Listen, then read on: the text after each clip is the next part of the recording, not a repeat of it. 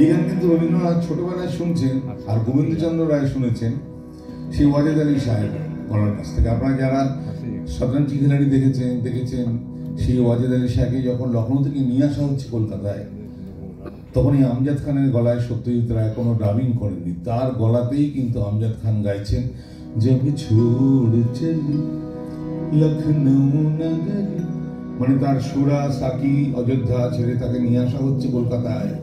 দেশ চলে গেল রসাতলে, তার মাথায় কিছু নেই, কিন্তু ওই লখনৌ চলে গেল এইটা তার মধ্যে ক্রিয়া করছে। জব ছোড় চলি, সেই সুর এলো রবীন্দ্র মেলার যুগে, আমি বলছি হিন্দু মেলার যুগে, যখন ওপেনিং সং হলো সেম সুর। কত কাল পরে বলো ভারত রে। শিশির কুমার ভাদুড়ির নাটকে রবীন্দ্রনাথ খুব মুগ্ধ ছিলেন। শিশির কুমার বললেন রবীন্দ্রনাথকে যে আপনি আমাদের জন্য একটা নাটক দিন, আমি অভিনয় করব। রবীন্দ্রনাথ একটা স্কিট দিলেন, চিরকুমার সভা 4 পাতার ছিল তখন। তো বললে এতে তো কি হবে, তো 8 ঘন্টা, আমাদের পূর্ণাঙ্গ নাটক দিন। রবীন্দ্রনাথ 15 দিনের মধ্যে নাটক তৈরি করে ফেললেন, পুরো নাটক চিরকুমার সভা। এবং সেই চিরকুমার সভায় ভ্রান্ত ইংরেজিয়ানার বিরুদ্ধে রবীন্দ্রনাথ যে কষাঘাত তুলেছিলেন, যারা শুধু মুরগি মটন খেতেন, যারা কোট প্যান্ট পরতেন, যারা বাংলার বদলে ইংরেজিতে কথা বলতেন, তাদের জন্য রবীন্দ্রনাথের গান ছিল এইটা। রবীন্দ্রনাথের প্রথম প্যারোডি গান এটি।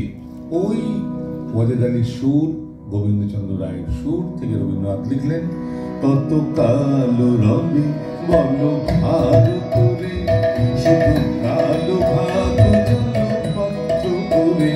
কত কালো রবি বলো ভারত রে, শুধু কালো ভাত জলপত্র করে। দেশে অন্ন জলে হলো ঘোর অনটন, দেশে অন্ন জলের হলো ঘোর অনটন। ধরো হুইস্কি সোডায় আর মুরগি মটন, দেশে অন্ন জলের হলো ঘোর অনটন। ধরো হুইস্কি সোডায় আর মুরগি মটন। কত কালো রবি বলো ভারত রে, শুধু কালো ভাত জলপত্র করে। কত কালো রবি বলো ভারত রে।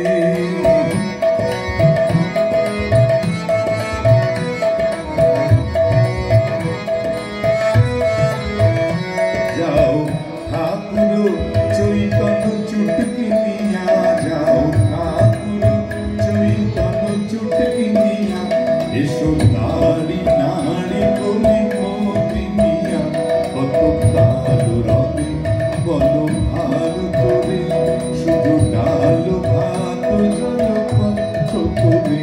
কত কালো রবি বলো ভারত রে, কত কালো